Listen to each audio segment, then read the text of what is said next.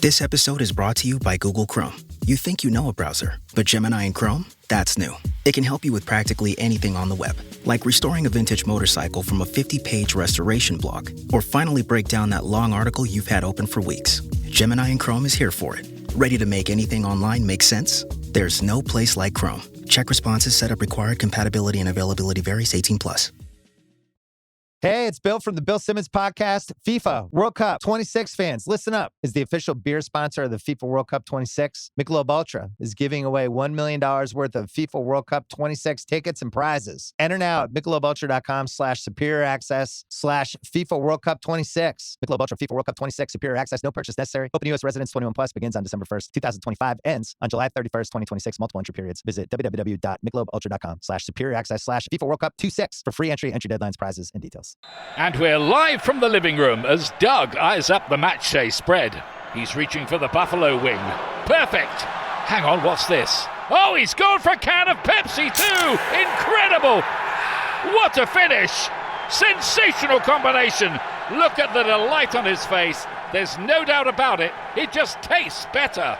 Match days deserve Pepsi. Food deserves Pepsi. Grab a pack of Pepsi Zero Sugar for today's match.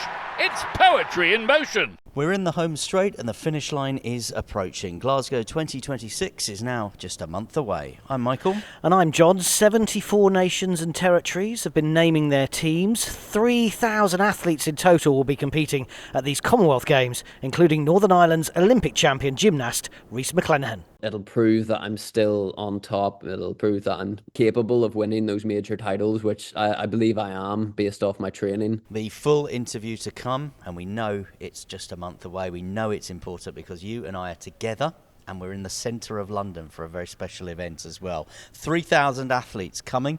That's nearly as many as who are volunteering as legends for Glasgow 2026. They are ready to welcome the world back to Scotland. You know what they say, people make Glasgow, and we asked Glasgow CEO Phil Batty if they're ready.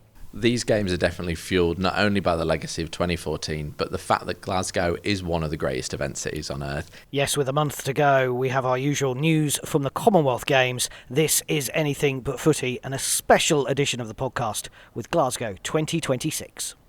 Olympic, world, European champions, defending Commonwealth Games champions. The big names are all being selected right now with a month to go before the Commonwealth Games start in Glasgow. International names like Letsili Tobago, Julian Alfred. We might see someone like Oblique Seville, the world champion there. Team England names, Max Whitlock, Adam Ramsey-Peaty, Georgia Hunter-Bell, for example. For Team Wales, Emma Finucane. Just many of the names that we'll be talking about, and we do talk about all the time on Anything But Footy, and we'll be seeing them and cheering for them in Glasgow this summer. So 3,000 athletes. All the forms and the accreditations we know have to be kind of dotted and signed and finished this week, and with the 10 days of games starting with an opening ceremony on Thursday, July the 23rd. And one man who'll be in the city competing, the Olympic gymnastics champion for Team Ireland, is Rhys McClenaghan, and he'll be part of Team Northern Ireland for the games, and he has been in the host city checking out preparations. Yeah, well, we're selected officially, so that's exciting, and it seems like there's no hiccups like there was last year in terms of the selection and our eligibility, so it all seems smooth sailing at the minute. So what were the issues last time around? The issues were that the FIG, the International Gymnastics Federation, didn't really understand the Good Friday Agreement that was put in place, and for athletes to have to compete for both Great Britain and Ireland, or both. And of course, when you're competing for Northern Ireland, the International Gymnastics Federation license has to almost temporarily switch over to a UK license. So there was just issue taken with that, but now thankfully that's been squashed, and now hopefully for future games and for future generations as well, they don't have to go through what we went through in 2022. And in terms of the injury, where are you with that? I'm feeling good. My injury has healed. I have had surgery, recovered from that surgery, and in a good place physically at the minute.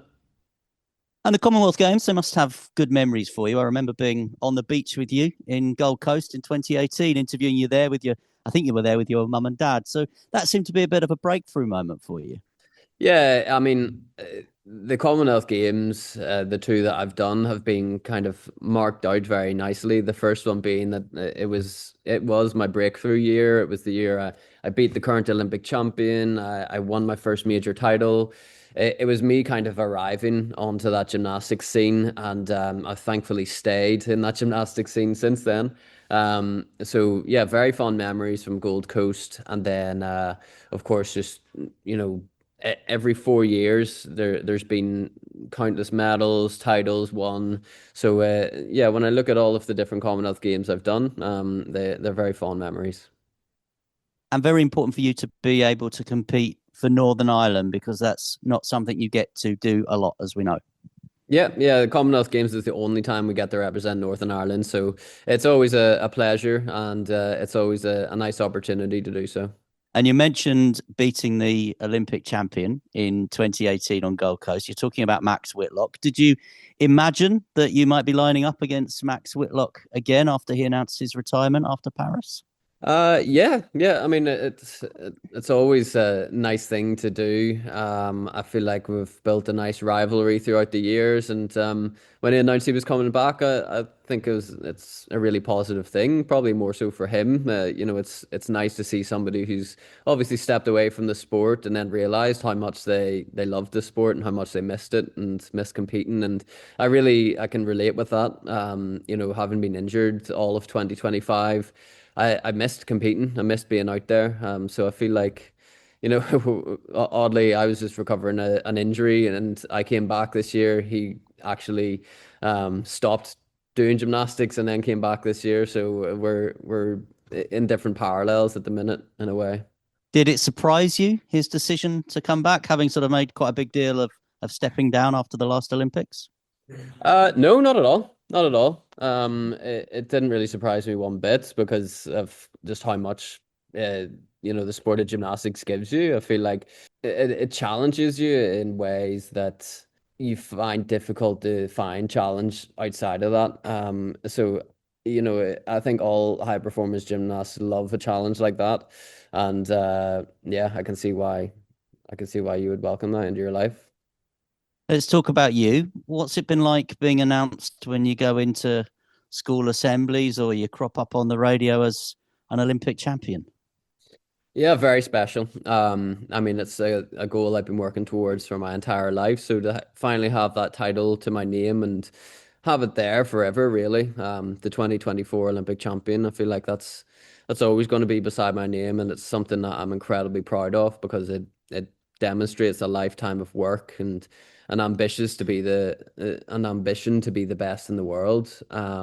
So it's of course something that I'm definitely proud of, but it doesn't stop there either. When I enjoy the sport as much as I do, and when I feel like I've got more to give, more titles to win, then it doesn't stop at that. And for people listening to this, we are a month away now from the Commonwealth Games. Perhaps they have only experienced gymnastics on the television where you only see one piece of apparatus at one time.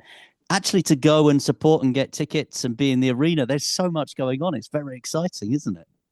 Absolutely. It's a multi-sport event, and unfortunately they don't happen often enough. So when an event like Commonwealth Games or Olympic Games does happen, then everybody should be flooding to those stadiums to watch sport at the highest level. I'm in the privileged position to be able to actually perform at those events, but if I wasn't performing at them, I'd be going there to watch. And yeah, it's an incredible thing. I feel like multi-sport events should happen more often, and yeah, hopefully we do see more of it. And even in your sport, in gymnastics, there's lots going on all at the same time if you've got that ticket to be in the venue. Yeah, exactly. Even if you're in the qualification rounds, I would say they're some of the better rounds because you're seeing so much gymnastics happening at once. You might see the world champion over on one apparatus and then on another apparatus at the exact same time as the world champion for that apparatus. It's such a thrilling event to be there and see, and I can slowly see the productions, the event itself evolving into a spectator sport, and it's something that I really encourage. And I guess you'd encourage as well, it's just a short hop across the Irish Sea, the ferry and the plane from Belfast into Glasgow. Will you have plenty of support there? Would you encourage people to come and watch? Absolutely, yeah. And as I say, it's a multi-sport event close to home. Why wouldn't you go and watch some great athletes putting on a show? I feel like it's such an amazing opportunity. Bring your kids, bring your family, and enjoy every second of that incredible event. How much experience do you as an athlete get from being at the Commonwealth Games when you then step it up to an Olympic level? It's a major championships. Whether the competition is tough or sometimes it isn't as tough, it's still that pressured environment. It's still a stadium full of people. It's an event that's really important, and especially for, we even have one teammate that's been selected for the first time for these Commonwealth Games. I think he's only 19 now, and I think about how important an event like this is for him, for his development, and how important it was for me too. I maybe wouldn't have been able to cope with the pressure of an Olympic Games if the likes of the Commonwealth Games didn't exist, because it prepares us athletes, it develops us into more mature, and also being able to cope with that pressure a bit more. And you're speaking to us with a month to go in Glasgow. What's the atmosphere like? What's the buzz like in the city? Yeah, I've got really good memories of Glasgow actually. My first European title was won there in 2018. That kind of followed up from my Commonwealth Games title that year. And I mean that was in the SSE Hydro. We're going to be in the Emirates Stadium, I think, this time. So it's always a great place to go. It seems like there's a big gymnastics fan base there. Of course, it's in Great Britain, so there's a really nice fan base for gymnastics there. And yeah, I feel like it's going to be a really special one. And important that the Commonwealth Games are happening, and Glasgow stepped in after the mess that we had with Victoria pulling out.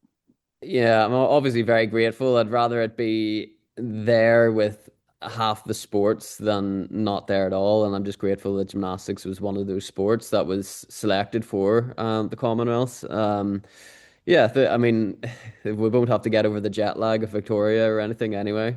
But yeah, I am very grateful that Glasgow was able to step in and hold a great sporting event, because as I said, it's certainly needed. We need more multi-sport events happening. Almost like just not waiting for the Olympic Games to come around every 4 years. Multi-sport events should be happening every year at least.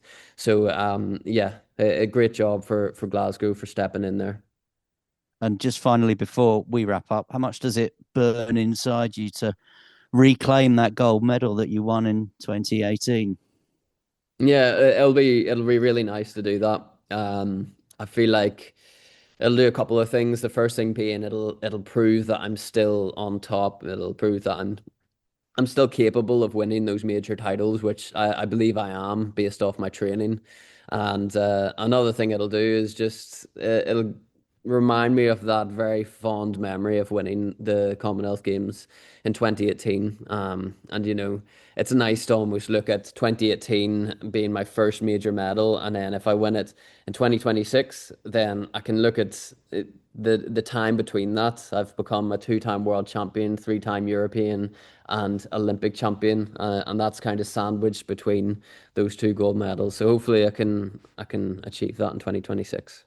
Rhys McClenaghan speaking to Michael ahead of the Commonwealth Games gymnastics, which are now just a month away. And he'll be part of the biggest gymnastics team for Northern Ireland in Commonwealth Games history. Everything is changing with Glasgow and the Commonwealth Games, as you can see. He's not the only Olympic champion from Ireland competing either, because Paris 2024 gold medalists Daniel Whiffen and Jack McMillan lead the Northern Irish swimming team. And Michaela Walsh, who won boxing gold 4 years ago in Birmingham, is back to defend her title for Northern Ireland as well. We love to hear it. The big names, they're all coming for the Commonwealth Games. Now, we know that Keely Hodgkinson, having said that, has said that she won't be at the Games, but We did find out at the weekend the likes of Dina Asher-Smith, Amy Hunt, Georgia Hunter-Bell and Zarnell Hughes are all committed. Australia, as we record, have also confirmed their team. They include Jess Hull and Oliver Hall. They'll be taking on the likes of Laura Muir and Josh Kerr and Jake Whiteman for the gold in a returning event, the Commonwealth Mile this summer. Looking forward to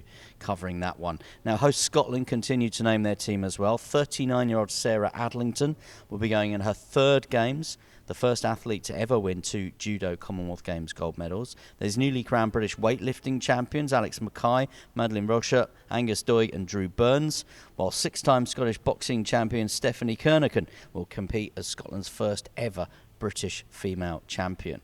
Now, Team England will be looking to challenge Scotland, Australia, Canada at the top of the medals table across 10 sports and 6 parasports in this new look Commonwealth Games. My name's Joanna Rowsell, double Olympic champion and Commonwealth Games gold medalist back from Glasgow 2014. So the last time Commonwealth Games were in Glasgow. It's quite a moment this summer for Glasgow. It's coming so soon after 2014, but it really rescued the Games, didn't it? It did, and I was so glad to hear the news that Glasgow had stepped up to take on the Games this year. I have such fond memories back from 2014. It really was very special, and particularly from a cyclist point of view, Glasgow is a huge city for cycling. We've had so many World Championships there. We had the Super Worlds there back in 2023, which was when all the different cycling disciplines came together for the first time ever under the UCI in one city for a big World Championships. And I think they'll do a fantastic job. Well, I know they'll do a fantastic job. The Sir Chris Hoy Velodrome is a velodrome I particularly love racing on. It really sort of suited me as a rider, and like I say, I won a gold medal there back in 2014, which was, from a sort of personal perspective in terms of my achievements as a cyclist, that was right up there as one of my biggest ever achievements. And it was really special to win an individual gold, because my event at the Olympic Games was a team event, but individual event at the Commonwealth Games. We do have a bigger programme in the track cycling at the Commonwealth Games than we do at the Olympic Games, so lots more opportunities. But yeah, I'm really excited to be up in Glasgow. It's a city with brilliant history of putting on really fantastic events, and particularly really fantastic cycling events. And it'll be a really knowledgeable crowd in terms of at the cycling, because they're so used to having world-class cycling up there at the Sir Chris Hoy Velodrome, so they'll really get behind all the athletes. And think about Australia, because they're going to be the big challengers in the cycling, aren't they? Yeah, so we've got a long-standing rivalry with Australia, I think across lots of sports, but definitely in the track cycling, long-standing rivalry, and the Aussies absolutely love the Commonwealth Games. They always really target this year. Quite often as part of the GB team, there's always that looking on the horizon to the Olympics and that 4-year cycle. The Aussies go absolutely full gas for commies. We are split up into England, Scotland, Wales, and any other the nations. So it's a little bit different. So the Aussies have got this one full strength squad, whereas we've got like a team England, a team Wales for all the team events. So it's a really sort of interesting dynamic and coming up against them. But there's this long-standing rivalry, and like I said, they absolutely love it. They've got to travel across the world to us though in Scotland, but I think it would be really exciting to see, because they always bring the big names and come absolutely full gas.